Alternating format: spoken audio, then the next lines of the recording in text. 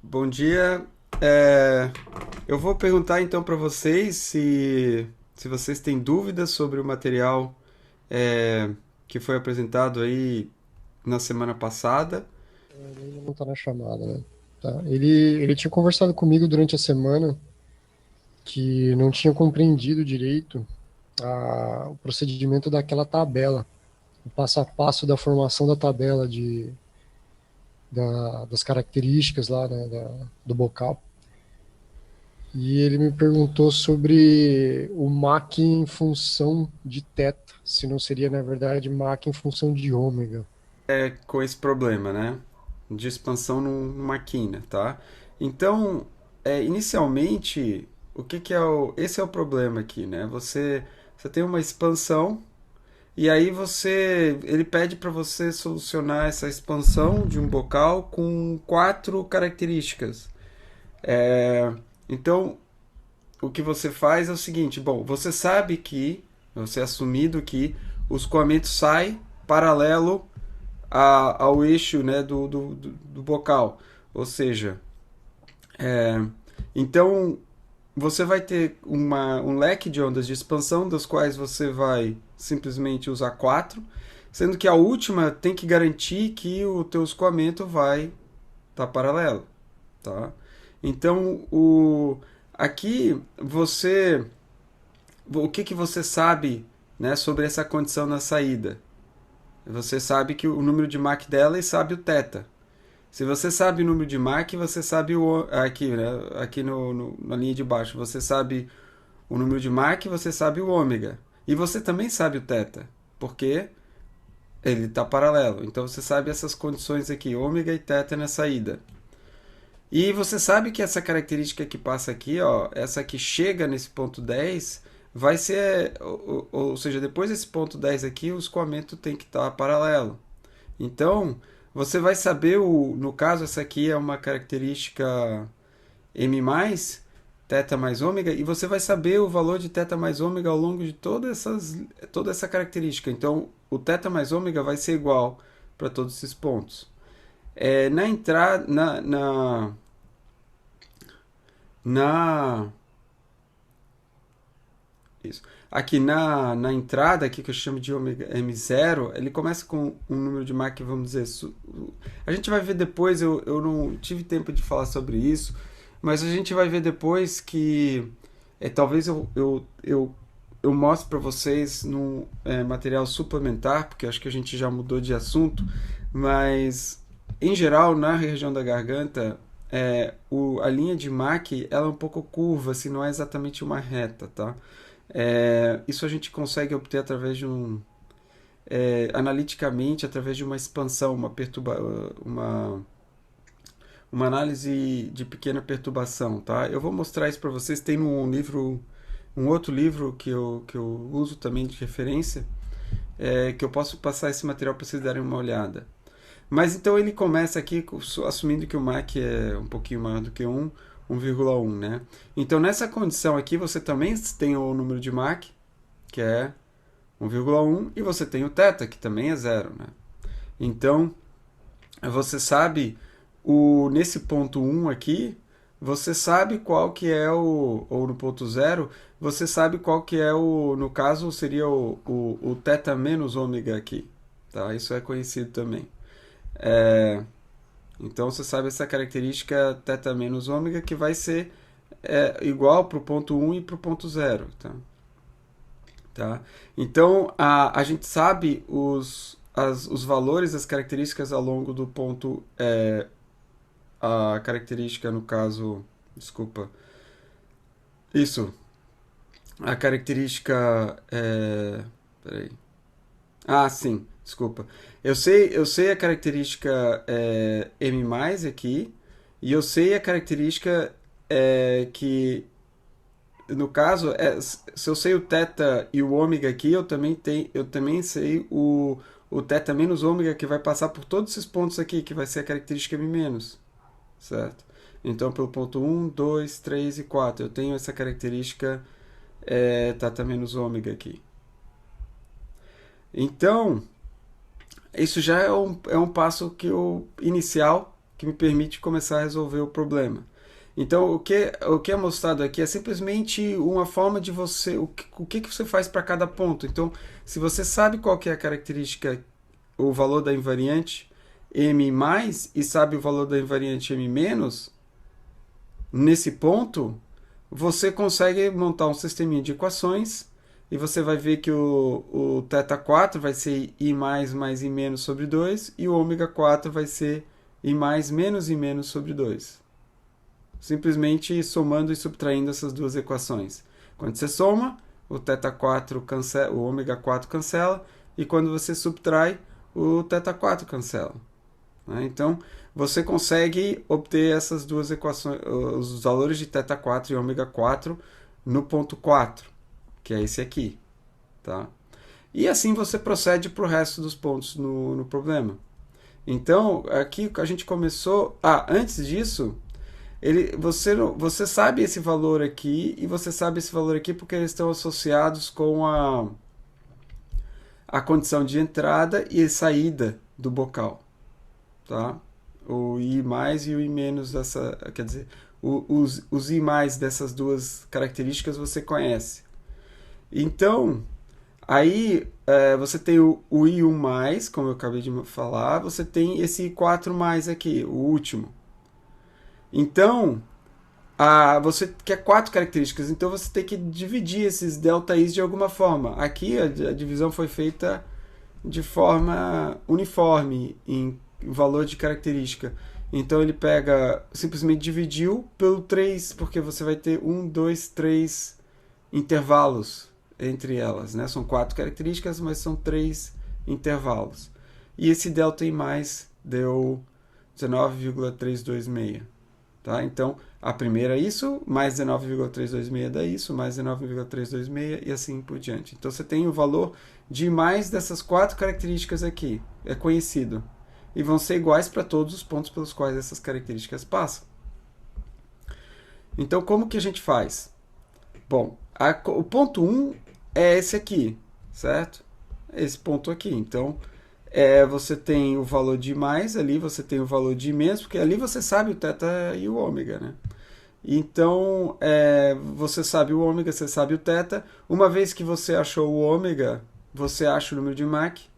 Uma vez que você tem o número de Mach, porque é da função de Prandtl-Meyer, o ômega e o número de Mach relacionam, você procura na tabela o valor da função de Prandtl-Meyer para aquele ômega, você acha o número de Mach, e aí uma vez que você acha o número de Mach, você diretamente acha o θ, o μ, porque μ é igual a 1 sobre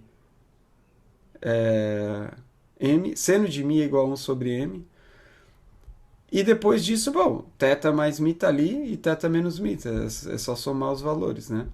Então esse é o ponto 1. Mas olha só, o valor de I mais... o valor de I menos é igual para o ponto 2, 3 e 4. 1, 2, 3 e 4 e tem o mesmo valor de... E também o 4W tem o mesmo valor de... I mais... Não, desculpa, I menos. Desculpa aí a confusão. Então aqui você vai...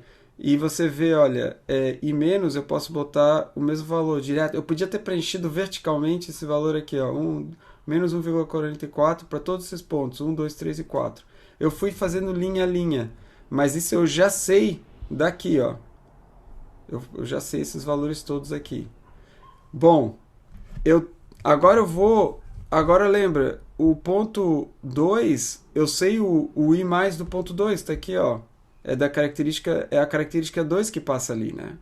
Então eu sei o I menos e eu sei o I mais. Uma vez que eu sei o I menos e eu sei o I mais, eu sei o θ e o ômega, porque é simplesmente resolver aquele sisteminha. Uma vez que eu acho o ômega, eu calculo o número de Mach. Tendo o número de Mach, eu sei o ângulo μ e eu sei θ mais μ e θ menos μ. Então, resolvido o ponto 2. E vamos para o ponto 3. No ponto 3 é a mesma história. Eu tenho a característica I mais que passa por ali, e eu tenho a característica I menos, que é a mesma valor que passa pelo ponto 1 e 2. Então eu tenho esses dois valores e permite achar o resto.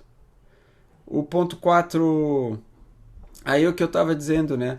O ponto, eu acho que eu falei aqui, eu não escrevi, talvez eu não tenha escrito, mas os ponto 4 e 4W também vão ter os mesmos valores, tá?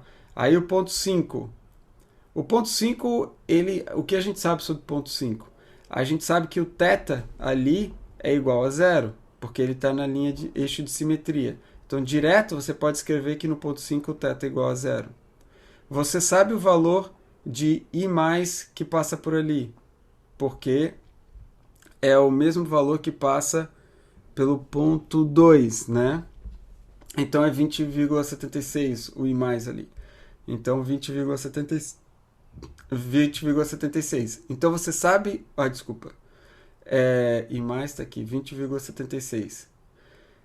É o valor que passa ali. Então, você sabe o θ, veja aqui, você sabe o θ e sabe o I mais. E você sabe que o I mais é θ mais ômega. Se o θ é igual a zero, o ômega tem que ser igual a 20,76. Então você também sabe o I menos, porque é θ menos ômega. Então você tem e se você sabe o 20,76, você sabe o número de Mach. E o resto você já sabe, então. Então, com isso a gente meio que cobre todos os tipos de ponto. E uma vez que você sabe o valor de θ e ômega no ponto 5, tá? Que é esse valor aqui, aqui ó, θ mais ômega. Ah, bom. É o I mais, no caso. Você também sabe o I menos, que é menos 20,76. E veja, o I menos vai ser igual para o ponto 5, para o ponto 6 e para o ponto 7. Então, ó, 5, 6 e 7 tem o mesmo valor de I menos. E assim você vai preenchendo a tabela. Bom dia, professor. Bom dia. Eu tinha comentado numa. Eu fiz um fórum lá, se não me engano, no Moodle, perguntando sobre se a gente conseguia o Mach a partir do θ, porque para mim ficou que era isso.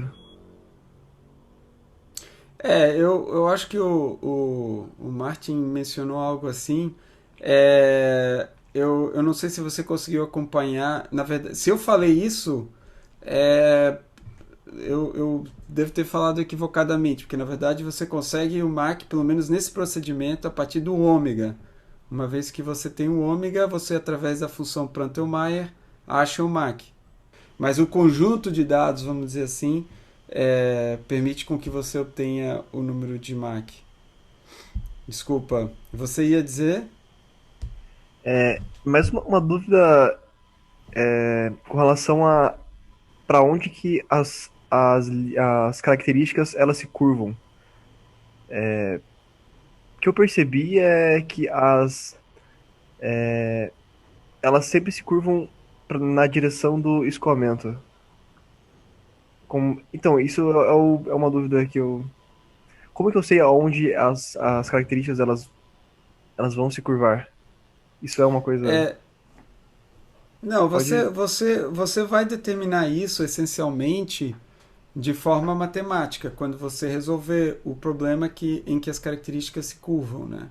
Então, a partir do ângulo, porque as características vão fazer ângulo desculpa, isso, θ mais mi e θ menos mi com a horizontal. Então é esse o valor que vai te dizer para que lado que eles estão curvando. Tá, se você olhar o valor, a característica I menos, né, ela faz um ângulo θ mais mi, concordam? Com a horizontal.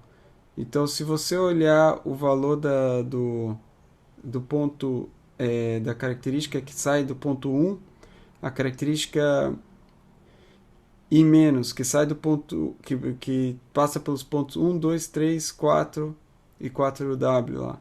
Você vai ver que o valor de θ mais mi, que é o ângulo que ela faz com a horizontal, ela, ela inicialmente é 65,4, depois vai para 53,68, depois para 54,74 aqui, depois 58,78, se a conta está certa. Então é esse o ângulo que vai, por exemplo, a 5, 6 e 7 está aqui os ângulos, 8, 9 tá aqui, por exemplo, a característica que sai aqui, né, 8, 9, 9W, sai com o ângulo 25,59, depois muda para 31,91. Entendeu? São esses os valores que vão te dizer, vai depender justamente da solução do teu problema.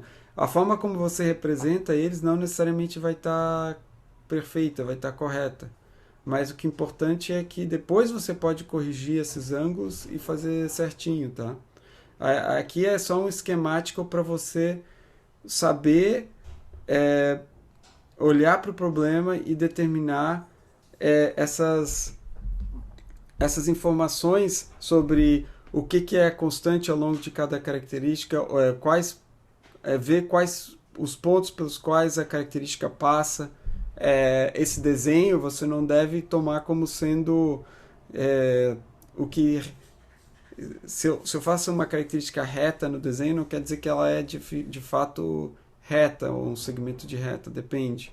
Às vezes você sabe que a característica vai ser exatamente um segmento de reta, mas às vezes você não sabe, você desenha ela possivelmente como um segmento de reta, simplesmente para facilitar a...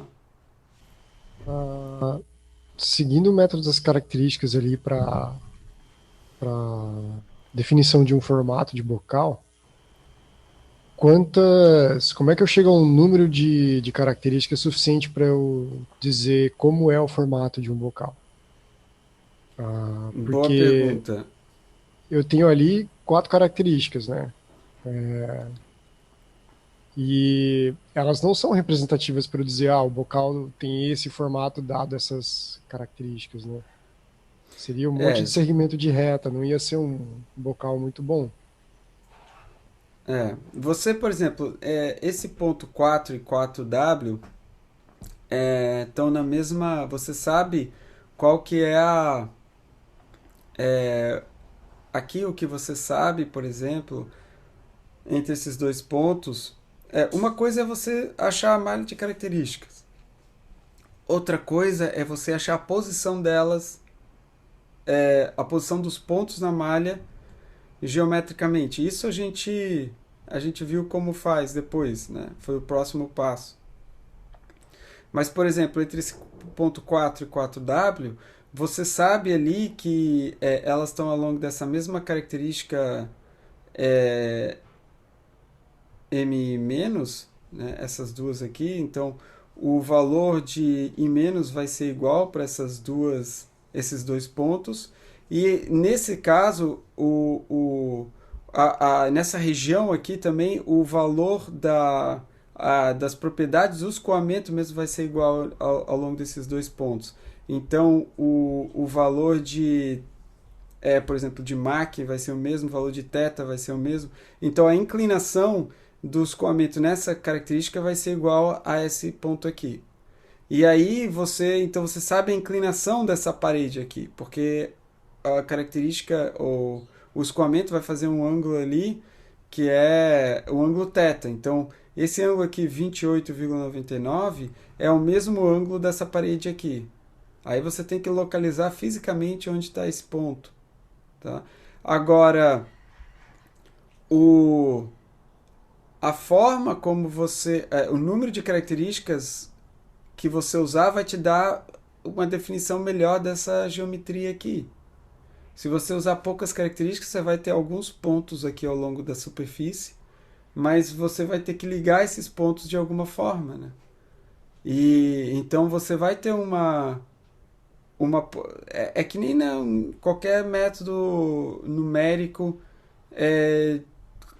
para solução de escoamento, ou seja, quanto mais pontos você usar, melhor vai ficar a tua solução, tá? Então, se eu usar aqui Claro, se eu fosse realmente projetar um bocal, saber esse formato ideal, eu teria que usar bem mais do que quatro características. Eu usaria muito mais características e isso te daria esse formato. Porque aqui a gente assumiu com uma expansão em quina, que não é, na verdade, muito. Não é comum isso aqui.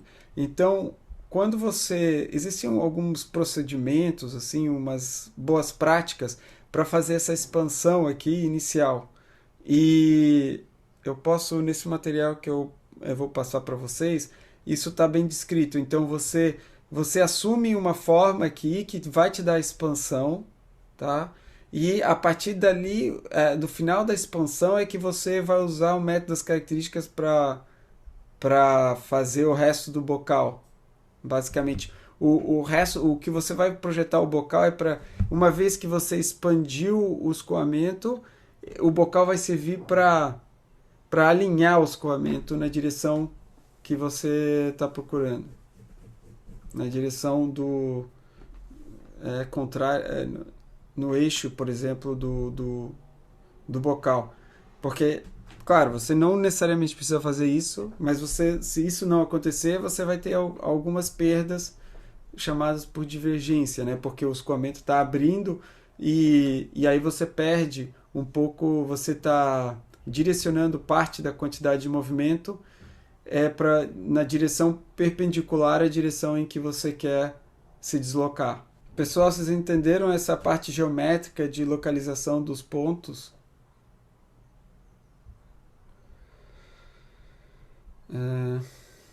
Essa é a parte mais tranquila do conteúdo. É geometria analítica, né? Essa parte realmente é bem. É isso mesmo, né? É geometria.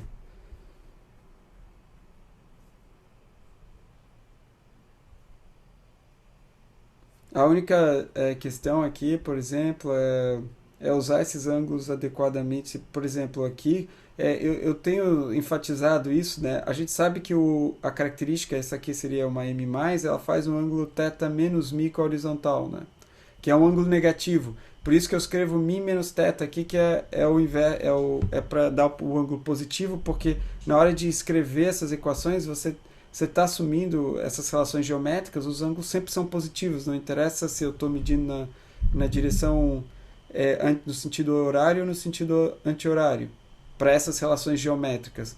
Mas na hora da convenção, para a gente saber se está abaixo ou está acima da horizontal, a gente precisa saber o sinal, porque a gente mede no sentido anti-horário positivo e no sentido horário negativo. Tá?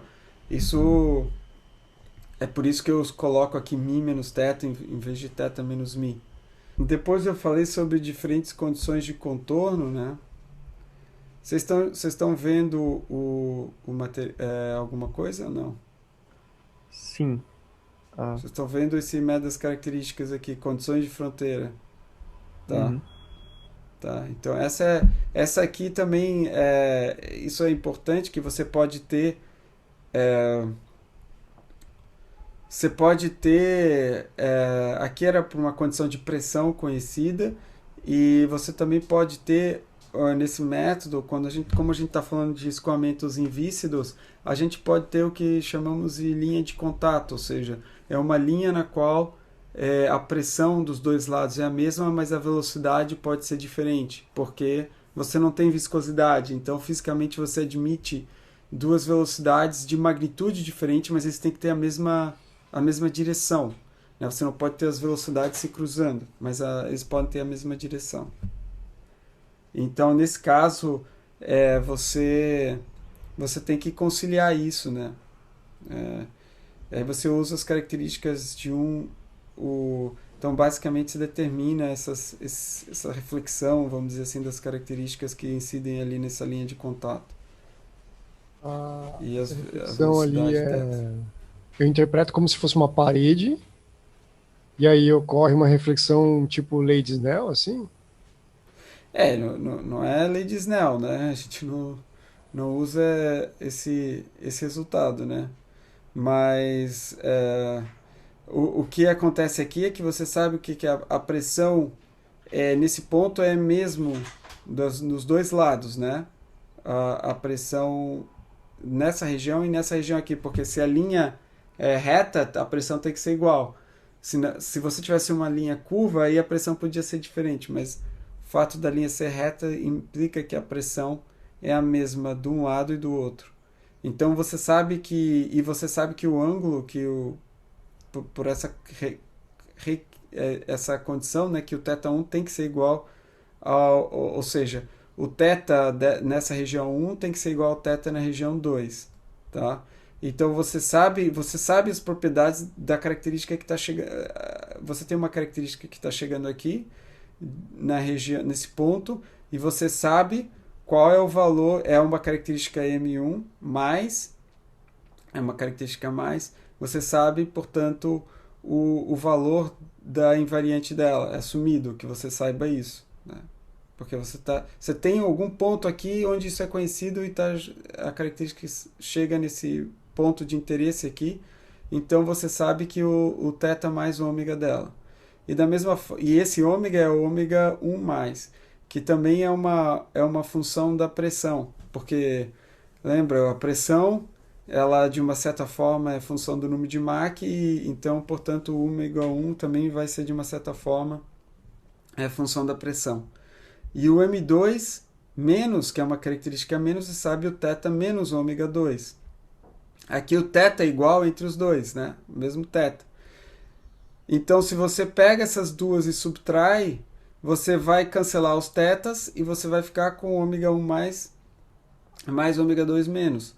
Esse valor aqui você conhece e esse também você conhece. Na verdade, você não conhece explicitamente, na verdade, né? O que você faz você conhece o lado esquerdo dessa equação e o lado direito vai ser uma função da pressão. Então, você tem que solucionar isso de uma forma, vamos dizer assim, iterativa ou implícita, para solucionar a pressão. Aí, uma vez que você tem a pressão, você tem esses dois valores aqui. E uma vez que você tem esses dois valores, aí o resto é fácil. Porque tendo esses dois valores nesse ponto, você tem o lado esquerdo aqui já é conhecido. Se você somar isso aqui com isso dividido por 2, você consegue achar o θ, porque você já tem ômega 1 mais e ômega 2 menos, então você acha o θ. Uma vez que você tem θ e ômega, você sabe tudo sobre o escoamento naquele ponto. A sacada é entender que, bom, isso aqui foi explicado um pouco aqui, né? Que eu escrevi aqui, né? Então, se você tem o Mach, você tem a pressão. Porque a pressão de estagnação também tem que ser conhecida no problema, porque você começa de algum lugar. E a gente está assumindo escoamento isentrópico, né? Então, essa pressão de estagnação não muda. Então, você sabe ela em todo escoamento. Então, se você tem o número de Mach, você tem a pressão. E o número de Mach é a função também do ômega. Então você pode escrever que pressão é uma função de ômega. Ou você pode inverter isso e imaginar o ômega como uma função da pressão também. E é isso que é usado aqui, né? Que você tem, no final das contas, a ômega como uma função da pressão.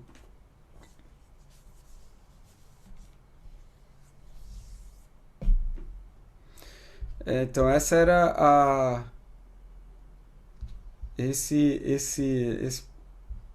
a condições de fronteira, e eu finalizei, né, aplicando métodos características para escoamento axissimétrico, e nesse caso a equação de compatibilidade é diferente. Antes isso aqui era zero e agora não, agora você tem um termo nessa equação que vai, ou seja, não é mais del m mais igual a zero, né? Você tem, antes a gente tinha que θ mais ômega e θ menos ômega era uma constante. Aqui o que você tem é que ela evolui de acordo com essa equação diferencial. Então o que você faz é uma espécie de, para solucionar esse escoamento, você tem que fazer uma aproximação, uma discretização dessa equação diferencial. É isso que é feito. Então, no processo, o valor de θ mais ômega e θ menos ômega varia ao longo da característica. E você, nesse processo aqui, o que você vai fazendo é solucionando não só como muda o valor da característica, mas você vai também determinando a posição dos pontos da tua malha no processo de solução, simultaneamente com o valor de θ mais ômega e θ menos ômega. Na outra metodologia, a gente fazia a malha de característica, a gente não sabia exatamente onde estavam esses pontos, com exceção de alguns, né? Por exemplo, na linha de centro ou na parede, mas aqui não, aqui você... E depois, naquele caso, a gente achava a posição geométrica dos pontos. Aqui você vai solucionando as características e determinando a posição geométrica dos pontos simultaneamente. E está descrito aqui o procedimento, né? Então, veja, aqui é a equação de avanço, vamos dizer assim, do valor de θ mais ômega e o de θ menos ômega. Então, primeiro você... Então, veja aqui você precisa do ΔM+, que você achou na etapa anterior, e você vai avançando. Você pode usar depois os ângulos médios entre os pontos para fazer uma estimativa melhor com mais precisão. Aí eu tenho o caso da linha de centro, que você é um caso específico, porque ali você vai ter uma característica chegando. Então, mas é basicamente isso. Perguntas, pessoal? Eu gostaria de entender melhor essa questão da maior precisão, adquirindo ali valores médios de alfa e θ. Bom, o que acontece? Quando você está nesse ponto aqui e nesse aqui, você consegue calcular você tem o valor de θ menos μ da característica e o valor de θ mais μ dessa daqui, certo? E você assume que o ponto C vai ser dado pela intersecção dessas duas características, né? A posição dele. E essa é a geometria que permite a consideração geométrica aqui, que permite você achar a posição X e a posição R desse ponto C. Então você determina a geometria desse. E aí você, com base nessa posição aqui X e R, você consegue calcular esse segmento aqui, o ΔM+, e o ΔM-. Concorda? Você consegue geometricamente calcular isso que está na posição no passo 2. Bom, uma vez que eu calculei esse ΔM+, e ΔM-, eu posso avançar essa equação diferencial que vai me dizer como que os valores de θ mais ômega e θ menos ômega variam ao longo das características. É isso que você faz no passo 3. Então, no passo 3, eu estou dizendo qual que é o valor de θ mais ômega no ponto C e o valor de θ menos ômega no ponto C. Para isso, eu preciso saber a posição dos pontos e também o ΔM+, o ΔM-.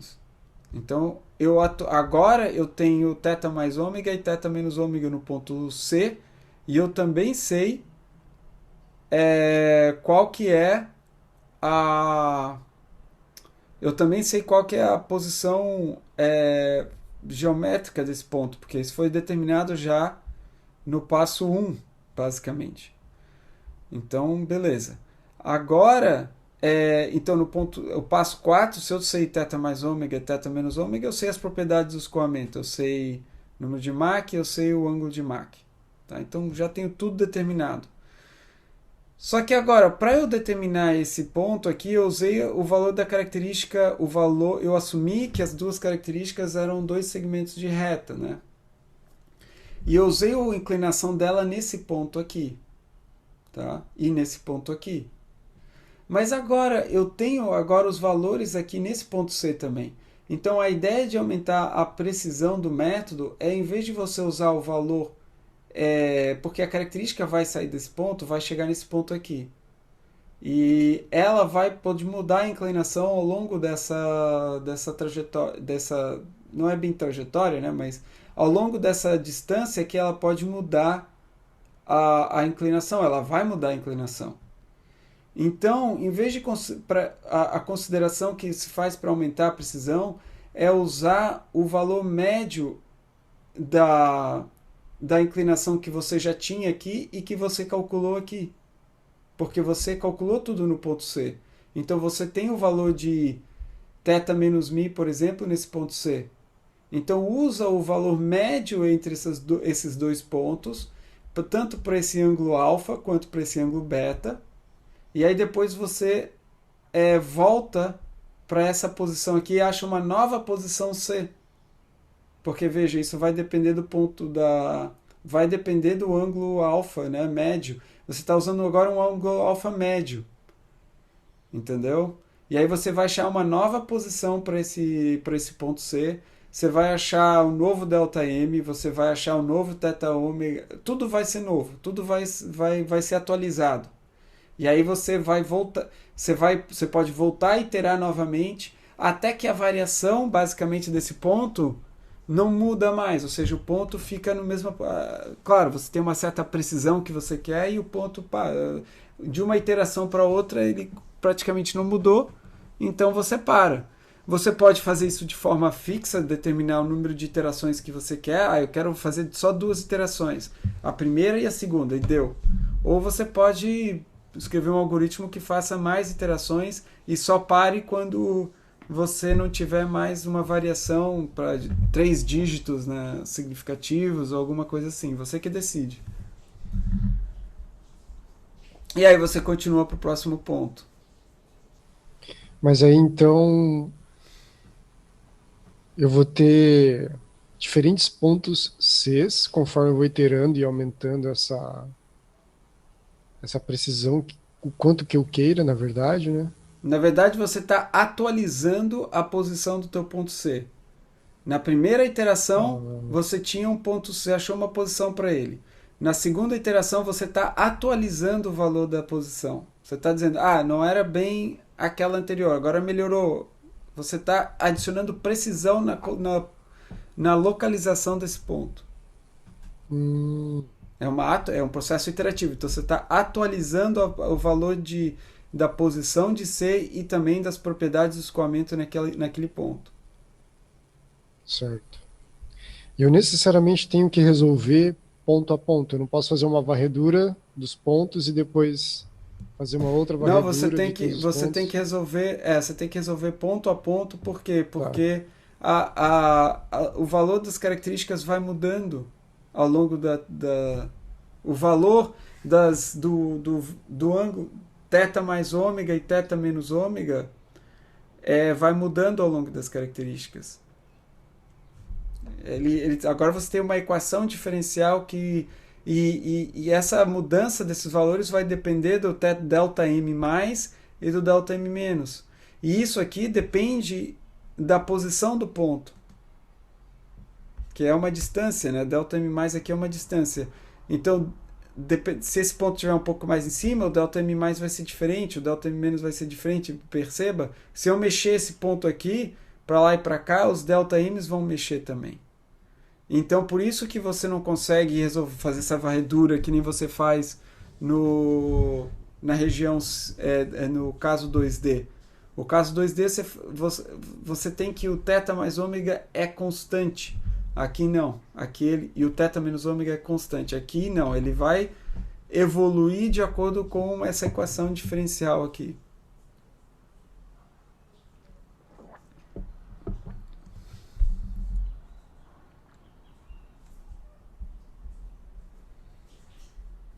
Bom, essa parte aqui, eu não sei se alguém teve tempo de olhar essa questão do projeto prático de bocais, mas quem tiver um tempo, eu recomendo dar uma olhada nesses artigos. talvez, eu acho que é bem interessante, principalmente, bom, os dois são interessantes, mas esse aqui do ponto de vista, assim, matemático e de como usar o método, é bem interessante esse método aqui desculpa, o artigo aqui do Rao. É, se vocês tiverem interesse, em algum momento eu posso tentar é, explicar esse artigo, qual que é o procedimento que foi adotado para solucionar esse problema de otimização de um bocal com comprimento dado. Eu dei uma lida de leve, não cheguei a ler de forma detalhada, mas eu achei interessante que nos resultados dele, a diferença do impulso específico do bocal não é tão grande assim entre o bocal perfeito, o ideal, e o bocal truncado, né, o bocal com limitações. Sim, Então, sim. parece ser um método bastante bom. Para aquele comprimento é o bocal ideal, né? Quer dizer, não, para aquele é o bocal mais otimizado possível em termos de empuxo, né? Para um determinado comprimento. Mas você tem que solucionar um problema matemático. Só que isso hoje é fácil de resolver, né? Não é uma coisa difícil de resolver. Com os recursos computacionais que a gente tem, pelo menos não é um problema difícil. Mais tarde. Eu gostaria de conversar a respeito também do cronograma das avaliações. Uhum. Segundo o calendário ali, o plano de ensino, após a finalização da semana 5, era prevista uma avaliação. Como estamos a respeito disso? Não, a gente já tem como fazer essa primeira avaliação. Já tem como fazer. Porque era basicamente essa primeira parte a parte ali de escoamento em bocais, medas características e aquela parte inicial de coeficiente de empuxo, né, de definições básicas de desempenho de um bocal ou de um motor foguete. Então, temos condições de fazer a primeira avaliação. A avaliação, como ela é feita, justamente eu passo alguns problemas para vocês e vocês têm um certo 2, 3 dias para resolver e fazer o upload das soluções. O que eu peço é que cada um trabalhe de forma individual, porque então você pode consultar o material que você quiser, mas não é para você consultar os colegas, né? Então cada um por si nesse momento. E é isso, basicamente. Eu queria justamente dar essa possibilidade de vocês tirarem as dúvidas, de perguntarem sobre o material antes de eu fazer a avaliação. Então, para mim não é essencial ou seja, eu acho que não quero deixar passar muito tempo para fazer a avaliação. Então, a gente está nessa semana, eu poderia, por exemplo, passar essa avaliação no meio da semana que vem, por exemplo. Então, na quarta, eu posso passar para vocês entregarem a solução na sexta, por exemplo. Tá?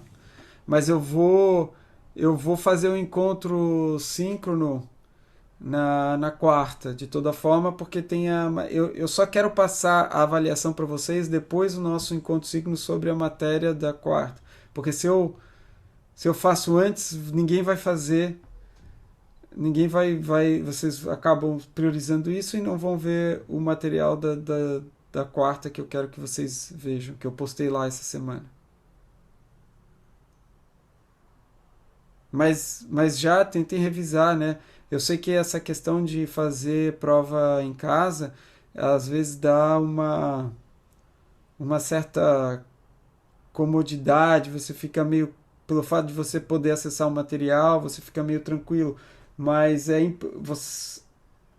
importante vocês entenderem que a prova não é feita para vocês aprenderem o material durante a avaliação, é para vocês usarem aquilo que vocês aprenderam para fazer o problema. Então, se você deixar para estudar durante a prova, você vai estar usando o tempo que é para a solução do exercício para aprender o material. Então, esse não é o objetivo. Tá bom, pessoal? Ok, então, aí, obrigado pela presença e nos vemos na quarta, então.